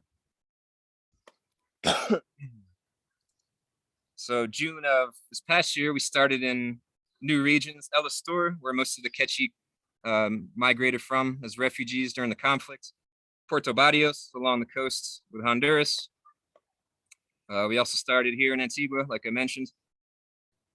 The past season, we also expanded into Coban through our interns turned technicians, as well as Petén in the north, as well as Morales here in the Montagua Valley. And I also want to share where we will be. Oh yeah, we also established our center, cafe/restaurant/tour booking/classes and value adding center in Antigua. So into this coming year, we're going international into Belize, Honduras, starting in new regions in Guatemala, like the highlands near Huehuetenango, Lake Atitlan, and the South Coast, which is also tropical climate. So we'll have products closer to Antigua. And I think this is key here, into the dry lands, where we'll be applying the same systems, the same agroforestry systems around Chiquimula, and that also extends into Honduras and Nicaragua. That's where a lot of the migration comes from due to climate change. So these climate resilient systems are key there. And I had a slide on value adding, but yeah, I just want to say the value adding is, hello? Yeah, so that, like I said, our goal is soil conservation. The value adding helps incentivize people to adopt soil conservation systems. And yeah, let's get to work. Thank you, everyone. And you can learn more on our website, contourlines.org. Thanks, Sean. Appreciate that. So we've got a few questions. One thing I wanted to mention is we're planning, ARC is planning to do 3 more webinars later this year with different presenters from around the world, different approaches, different projects, different continents. So we'll be in touch with you on that. We have a few questions, and then we're looking to wrap up. Maybe for this will be for Mr. Biswick, and then Natalie. Also, you could do this as they talked about what vegetable seeds you're propagating.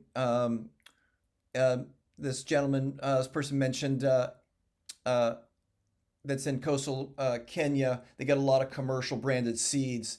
None is localized. Just wanted to see. I think Natalie, you'd mentioned Seed Savers Network of Kenya. Any comments there on seed access? That's a very important issue. It is. It's also, for me, a very important issue. If anyone knows anything about me, I really am very passionate about this. I think it's a crime against humanity to hand poor people degenerative seeds, which are GMOs, hybrids, and improved seeds. So we cannot do regenerative agriculture with degenerative seeds. That doesn't make sense in any universe. Here in Kenya, we do have the Seed Savers Network of Kenya, and particularly, as I mentioned in the comment, with Daniel Wanjama. Which seeds? That is a bioregional question. In Western Kenya or Central Kenya or wherever different communities will have very different types of seeds and local foods. There are some which are common throughout the whole of Kenya, different grain crops or starchy crops. But in terms of like the African leafy green vegetables may be totally different in the coast than they are in Western Kenya. But I'll definitely put this question also to Luwayo Biswick. But I will say, I think anyone who does this work, our work should be underpinned by support and encouragement to establish local seed banks. In Kenya, the government, in collusion with the private sector, is actively patenting local indigenous vegetables and seeds, and they are criminalizing seed sharing. It is a major problem. So I don't buy into that. I don't think that we should abide by harmful, stupid laws. So save seeds, share them. That's what I have to say about that. I'll hand it over to you, Luwayo. What about you in your place about seeds? Thanks. We've got plenty of native seeds, and for all the farmers that we are working with, we provide them with purely organic, local, open pollinated seeds, mostly from our farm. So we've got a seed bank on our farm, and the idea is that in the coming months, we'll be establishing seed banks with the farmers we work with. We just started with the home gardens and the food forest, but then we are transitioning into the seed banks. But we've got our own seed bank, and we've got plenty of native plants. Like I said, that we've got the Tree Regeneration Farm, which is our university where we learn all the lessons from, and it's our seed bank where we get our seeds from. So these seeds are shared to the farmers who like to promote farmer to farmer seed sharing, and we would like to have our own national seed bank in Malawi. Yeah, starting with one step. But I think in the questions, the one who asked the question wanted me to list names of the seeds, vegetable seeds that we give to the farmers. That's we've got a long list, but just know that we promote locally available seeds. Well, we start with local to our village, local to our household, local to our village, local to our community, local to our district, and then local to our nation. So that's how we share the seeds. Thank you. Thanks, Luai. There was one question for you also. The Lucena as a food as well. He said, I know it's as a feed crop. Just wanted to see if you wanted to comment on that tree crop. You can Google Lucena. It's feed for animals as well as food for people. Countries. So having established these food forests, we've learned a lot from observing, and the people come by. We learn a lot from the people come by, but also observing the students who come by. So there's a lot that we've learned, including Lucena as well as mulberry I never knew that mulberry leaves are edible up until one of the training participants showed me how you can eat mulberry leaves, including passion fruit leaves. So there's plenty that we need to learn from the forest. Forest is an everlasting, unique university that we can learn a lot of lessons from. Thank you. I appreciate that. Very important issue and subject that many of us have been involved, working on to protect the right to seeds and access. Sean, could you just share briefly about the partnership with One Tree Planted and how that's going to roll out this coming year? The $400,000 grant you were able to obtain from One Tree Planted. We're hoping to expand that into Africa. Right now, though, we've just been able to secure this with contour lines in Guatemala. Sure, yeah, we just signed the contracts to plant 500,000 trees based on our model that we've been working on for quite a while. Can you guys hear me, by the way? Yes, we can. Okay. So yeah, it's per tree. That's how they pay. The fruit trees are, like I said, 80% of our budget. They're quite expensive, but they also count the legume trees as going towards that 500,000 trees. So that's how pays for itself, fruit trees and legume trees. And yeah, you just got to have a model that's scalable and that works. And also, through our supervision, that's how we collect all the data to make sure that, our success rates are high, and to just be transparent about that as well. If there's anything else you'd like to hear about that, let me know. No, thanks.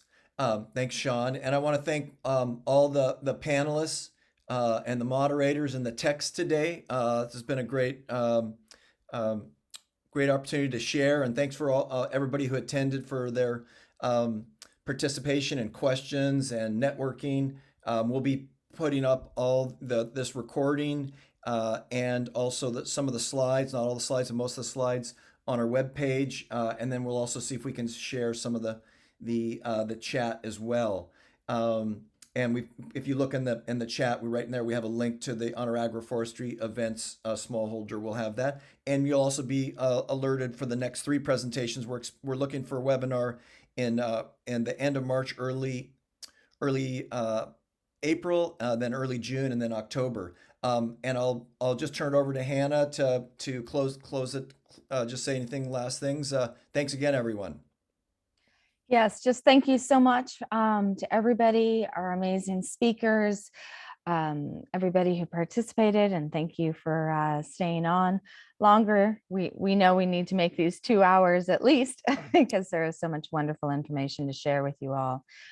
I just want to say how proud I am of all of our teachers, our project partners, our students, everybody that I've met today through the chat. Agroforestry and working with Mother Nature and learning from her and incorporating her amazing wisdom is really our greatest chance to deal with climate change, to deal with economic inequality, to deal with nutritional health, everything that we are facing today as individuals, communities, and the world. And so we thank you for joining our initial webinar today, and hope you join us in the future, and hope you sign up on our website for our newsletter, or to become an ally if you have a project yourself, or to make a donation. And all donations will go directly to helping start nurseries and support the teachers and keep growing this amazing movement. As we like to say, agroforestry is the low-hanging fruit to regenerating the planet. And so let's all get out there and regenerate together. Thank you so much, and take care, and everybody keep up your great work. Ciao. Thanks, Hannah and John and everyone. Thank you. Let's regenerate. No time to waste. Thanks, everyone. Thanks, everyone. Great Yeah. presentations. Great presentations. Thank you. Yeah, excellent. And Luwayo, I want to come to Malawi. I'm going to come and have some of that because. Please. All right. See you, everyone.